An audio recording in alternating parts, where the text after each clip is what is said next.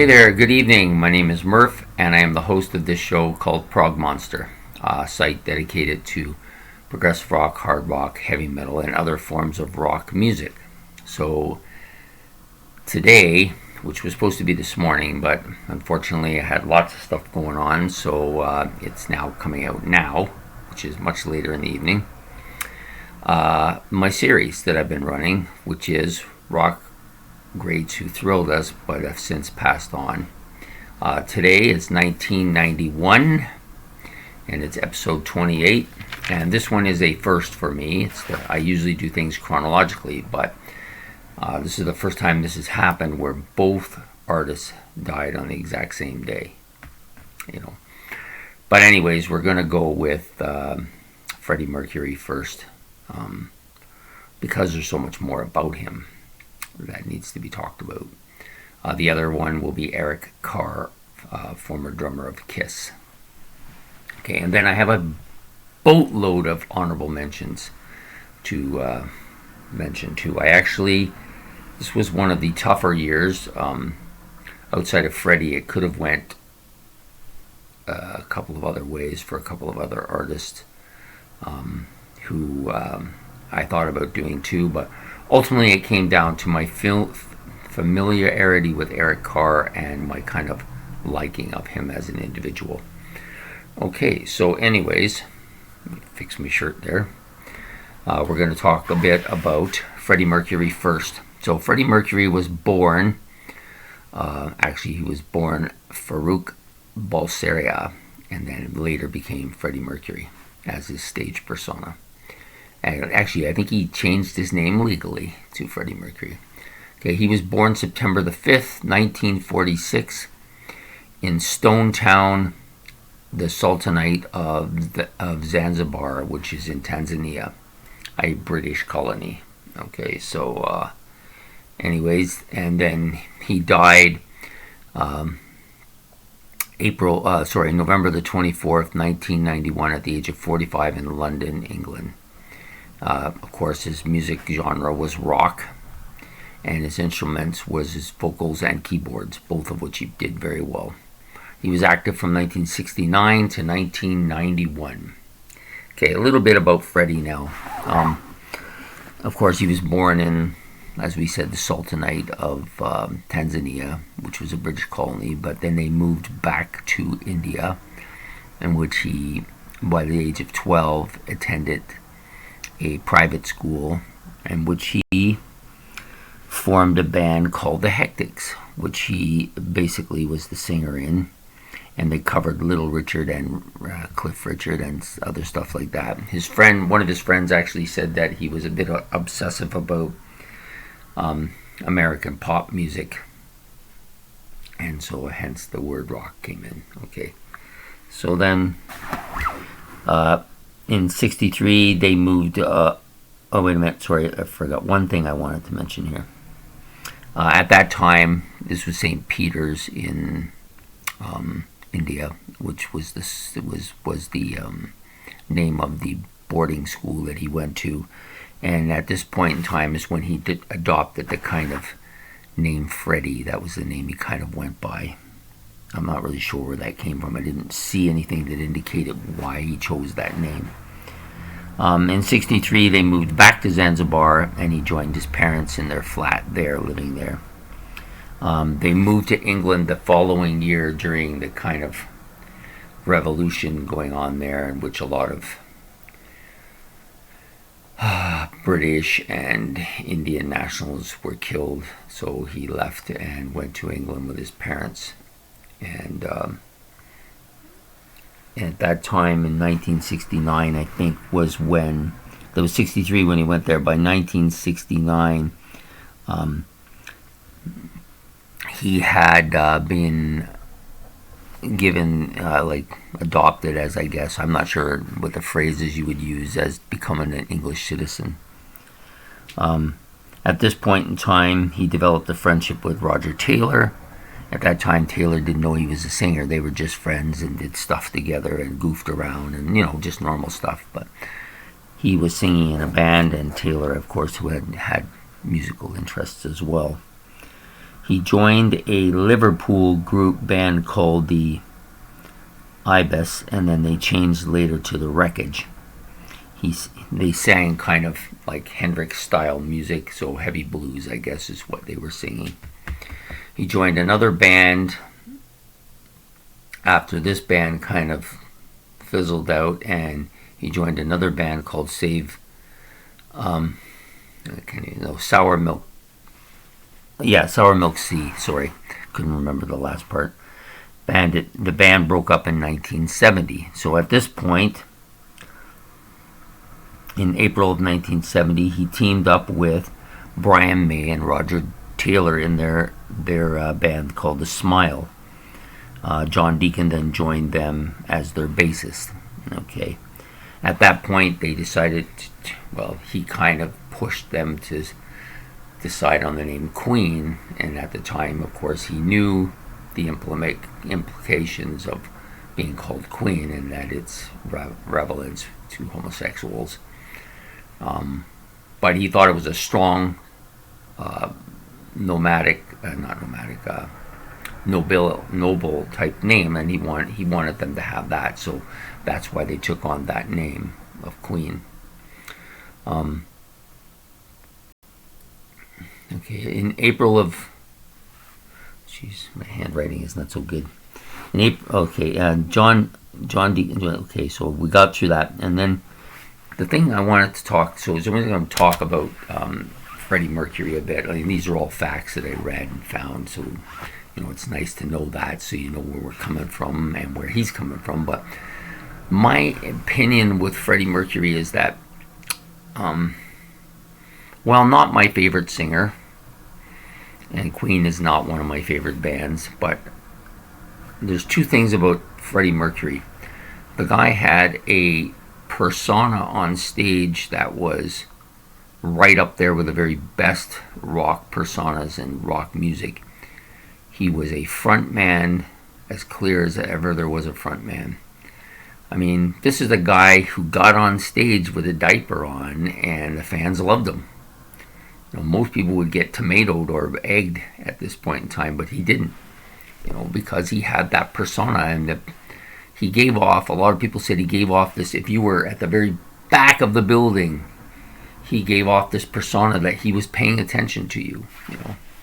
That's a rare thing, very rare. But he had that quality. The other thing about him he was very charismatic. Like, he liked to write the music. He liked to sing the songs. He liked to show he was an entertainer at first and foremost. But he wasn't just an entertainer first and foremost, or a rock musician or a front man or any of that. He had an extraordinary voice. How extraordinary? Well, I can't think of anyone who sings in this genre who was in the same league with him. Now, I have my favorites. I think Ronnie James Dio has a very fantastic operatic voice, but I don't think he has this guy's range. This guy could sing a deep bass or a very high tenor. And it wasn't just his range, it was his style. He could change his style. He could sing very quietly and melodically, or he could sing bombastically and harsh, or he could come across as deep and aggressive, or almost fairish, like. And I'm not referring to any kind of sexual statement here. I'm talking about being like almost like a nymph. Like, he could do all of this stuff. He had such a range of voice, and it wasn't just that he could sing these low parts or really high parts. There's people in rock who can do both of those. There's people who have a lot of different styles as well, but he did it effortlessly. It just went from one to the other very effortlessly. He wasn't pushing or struggling to get that really high note or anything. He just hit it. And there's just nobody who can sing like that. And I think, not my favorite singer of all time, but I think he's got to be considered the best rock singer out there of all time. And this is, so there's a difference here between my opinion and my feelings. My feelings are that Ronnie James Dio was the best of all time, in my opinion. But, logically speaking, I think this guy is just better, and not just better in a lot of ways.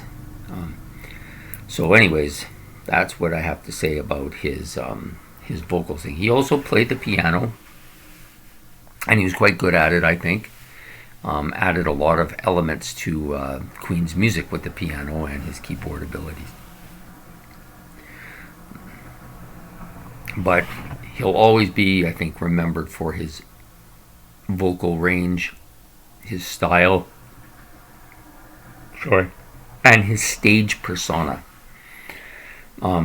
So eventually, Queen had hit after hit, and then they changed their style, like as so many bands did in the 1980s, and became much more pop oriented, much more radio friendly, I guess is the word that they like to use. But he also did some funk and some other stuff that I could care less about. But when he did that earlier heavy stuff and some of the progressive stuff, he was fantastic, and I think he deserves to be mentioned here as one of the great rock musicians of all time. Eventually, though, his personal lifestyle, I guess, created an impact on his health. He contracted AIDS, and through that, he died of bronchial pneumonia because he had no immunity system to combat it, I guess. Anyways, passed away far too early. There was a lot of stuff this man could have done,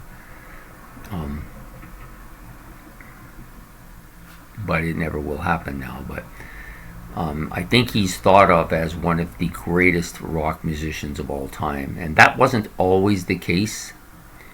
I mean, yeah, a lot of people liked him and everything, but I don't think he had the iconic flair that he seems to have now. I'm not sure where it came from. In recent years, Queen has taken on a bit of an iconic stature, almost legendary in name. Sometimes they're right up there in all these polls now with Led Zeppelin. That would never have happened in the 1970s. There's no way on earth, even with all the music that they both put out in the 70s, there's no way on earth that anybody would compare Led Zeppelin to Queen. They would never be in the same breath. Queen was a great band, yes, and had done great stuff, yes, but they were not legendary like Led Zeppelin. But times have changed, and people view this differently now, and they view him as right up there with the greats, the Led Zeppelins of the world and the Robert Plants. Anyways, nothing can be taken away from Freddie Mercury. Everything that you would want in a front man, he was. In a singer, he took backseat to nobody. So my kudos to Freddie Mercury today. So the number 2 guy I chose to do, ironically, died the exact same day. Of course, he didn't get the notoriety because Freddie died too, right? So, but at any rate, he did die. There's something about this guy that's kind of special though too, and the reason I chose him is, first of all, I was a huge Kiss fan, and other than the original 4, he's the only other member of Kiss, the only other guy who's been part of Kiss who I consider to be part of Kiss. And I'm not really sure why, but we could probably figure it out. But first, before we go any further, I'm just going to give you his vitals. So he was born July the 12th, 1950 in Brooklyn, New York. So he's a New Yorker like the other 4. He died November the 24th in 1991 in New York City. Of course, the music he played, hard rock, metal, heavy metal, and glam rock metal. Oh, I think the heavy metal and the glam metal is a little bit overstated. But, nevertheless, some people consider Kiss a heavy metal band. Maybe in the day they were. I don't really think they were overall. Like, they're certainly not considered one by the modern people, that's for sure. His instruments was pretty much drums, percussion, and vocals. Although he did play bass, he did have some guitar ability as well. But he's primarily known as a drummer and a percussionist and a vocalist. He was active from 1965 to 1991. The first band he was in, called the Cellarmen, were from 1965, were put together by him and some friends. Sorry, guys. I don't know why this makes me tired, but it does. It's all the research that goes in, I think. He joined a band called, after this band kind of fizzled a bit, he joined a band called Things That Go Bump in the Night, and they later changed their name to Smack. And this was mostly made up of people from the Cellarmen as well. Then it disbanded in 1968. In 1970, he joined a band called Salt and Pepper, eventually, which was, the band's name was kind of in reference to there being some black members of the band and some white members of the band. Okay, this band also took on the kind of more modern type of music than what he was playing, which was from the 60s. Well, modern to that time period, I guess. They did change their name eventually to Creation. The band at this point became a little more disco oriented, so he was playing in this band right up till 1979, playing in a disco style and some rock style and different stuff. But he considered these guys to be like family. So what eventually happened is that they kind of disbanded. First the keyboardist left, and then he decided to eventually leave, and then the band kind of folded.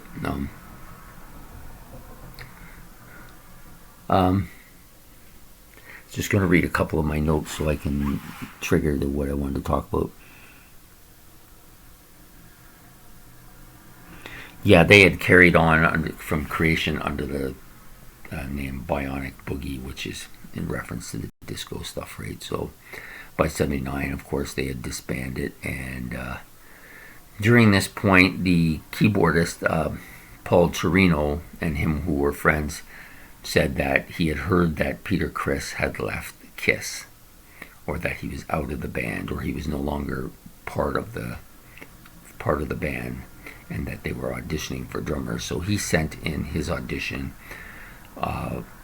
that he had made up, and he had done a version of the song Shandy that was originally sung by Paul Stanley, and this impressed the members of Kiss. They liked it quite a bit, and he came aboard as their drummer, replacing Peter Criss. The big thing about this, Peter Criss has been replaced by singer and other people in the band by Eric Carr as well. Ace Frehley been replaced by others, but none of these guys have ever really been accepted as members of Kiss. They've always thought of them as employees, or they didn't like them. Some of them were outright not liked at all. And the other thing about them is when the makeup came back, other than Vinnie Vincent, who had his own thing, but Vinnie Vincent's a totally other story, which I'm not going to get into. But the rest of them, when they came back, they took on the cat persona and the space persona, the spaceman persona. Eric Carr never did that. He had his own persona.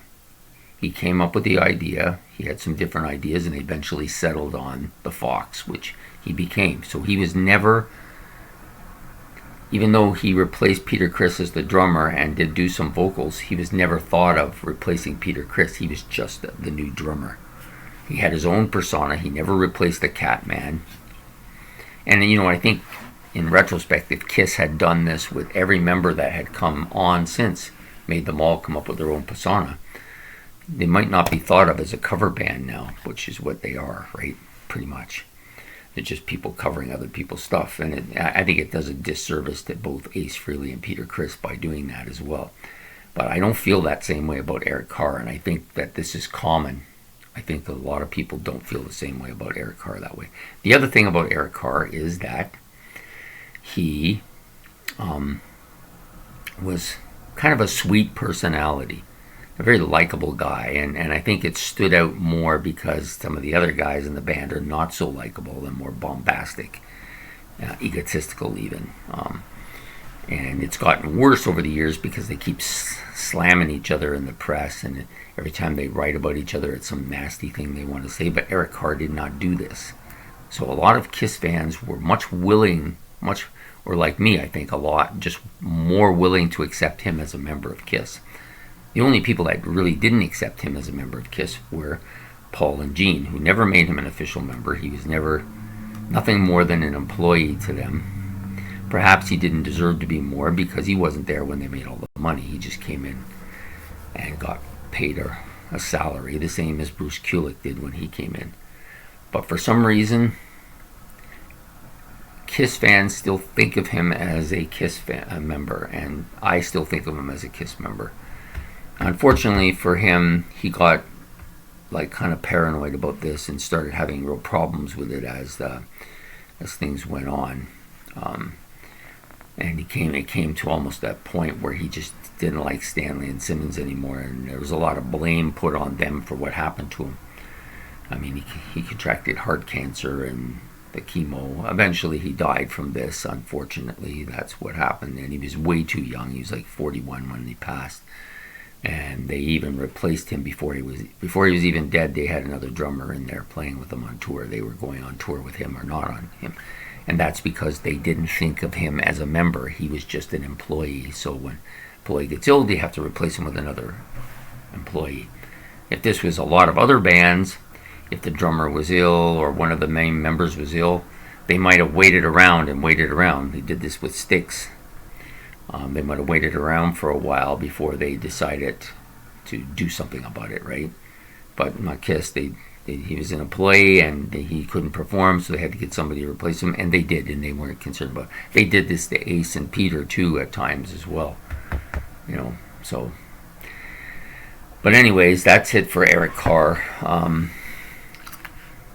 I think he passed too early, but he did create his own persona within the Kiss family. I think he should be remembered as a member of Kiss and not just an employee. And I think he was well liked, and I actually like him more than any of them. The only one, I don't think he has the voice that Peter Criss had. Maybe didn't have quite the stage presence as Stanley and Simmons or even Ace Frehley, who quite like them all, but I just think that he's just a better all-around human being than they are, and to me, he's the fifth member of Kiss, and I'll always think of him that way. So there you have it, the two people we did today: Eric Carr, former drummer of the rock band Kiss, and Freddy Mercury, lead vocalist and frontman for Queen. And so here we go. I'm just going to give my honorable mentions, which are fairly lengthy, so I want to try to get them all in. This was a difficult year. There was quite a few people. There was a couple people that I actually considered maybe replacing Eric Carr with, which was Steve Marriott. Gotta remember him. Small Faces, and the other guy. There was one other guy. Where is he? I see him here. I can't remember. Oh yeah, I thought about maybe doing Steve Clark from Def Leppard, even though I was never a huge Def Leppard fan, but their impact was pretty severe at the time period. Other people who died the same year: Johnny Thunder from the New York Dolls, Odia Coates, writer for Paul Anka, and other people. She wrote for other people as well. Harold Gene Clark, of course, from the Byrds. Rob Tyner, I think Rob Tyner of MC5. Miles Davis, of course, the legendary jazz musician. Jim Reese of the Bobby Fuller Band, who I did something for them earlier in this series. The entire Reba McEntire band, although this isn't country music and stuff, and I'm not normally under obligations to do anything for that, at least in my mind, but an entire band lost That's a terrible thing. Of course, Leo Fender. Where would rock music be without the Fender Strat, right? Mark Connors of the Nylons. I was a bit of a nylon fan. I had a girlfriend in the late 80s who put me on to this kind of, I guess it's what they would call, I can't think of what it's called. It's a type of music anyways. And I quite liked them. For a bit there, I was listening to them quite a bit. Tennessee Ernie Ford, of course, gotta recognize him. Ola Bianch of Guns N' Roses, he was with the band prior to their success. And Alan Spencer of Lots of People. So there you go. There are some others too, but those are the main ones. Those are the ones that I'm giving honorable mention to, and to acknowledge them and their contributions towards rock music and music in general. So I hope you enjoyed this episode 28, 1991, and if you did, please like and subscribe. Anybody else you think I missed out that you might want to give honorable mentions to, because I can't get everybody. It's not really that possible. And got anything to add about Eric Carr or about Freddy Mercury, that would be great as well. So just like, subscribe, all these things help to contribute towards me producing this stuff, and I enjoy doing it, and I hope you enjoy it as well. So there you go. This one will be released as soon as I upload it. It was supposed to come out again this morning at 9, but the weekends are often tough for me to do those things early in the morning, so I try to do them on the same day if I can, and this one's going to be late, but it's still going to be out there. So you have a good day from Prog Monster. Goodbye.